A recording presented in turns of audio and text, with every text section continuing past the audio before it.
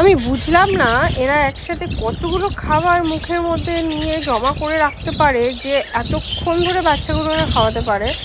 যাই হোক দেখো, খাবার নিয়ে গেছে তো কন্টিনিউ খাওয়াচ্ছে। একবার দানা নিল মুখে একটু, তারপর একটু ভাত নিল, আবার ওর সঙ্গে আবার একটু জলও নিল। জানি না কোথায় এই খাবারগুলো নিয়ে রাখে মুখের মধ্যে, বুঝতে পারি না।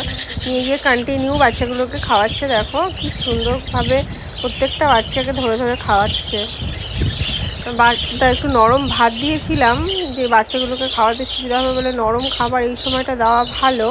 বাচ্চা হওয়ার পরে যত পারবে নরম, যেরকম ছোলা একটু পেস্টিং করে দিলে, বা কোনো নরম ধরনের ভুট্টাকে নরম করে তুমি করে দিতে পারো, ডিম সিদ্ধ করে দিতে পারো, ভুট্টা সিদ্ধ করে দিতে পারো, ভাত দিতে পারো। এগুলো নরম নরম খাবারগুলো ওদের সুবিধা হয় বাচ্চাগুলোকে খাওয়াতে।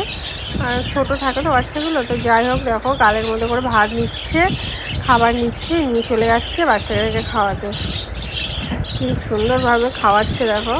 শুধু মানুষই পারে না, হ্যাঁ, বা তার পাখিরাও দেখো গালে করে করে কীভাবে বাচ্চাদেরকে যত্ন করতে পারে, না দেখলে ভাবা যায় না। তো যাই হোক, ওদের খাওয়ানো হয়ে যাওয়ার পরে এবার ওদের খাওয়ার পালা। এবার ওরা খেতে ব্যস্ত, এবার ওরা খেয়ে নেবে। এতক্ষণ আগে ডিউটি পালন করে নিয়েছে, তারপর নিজেরা খাবে।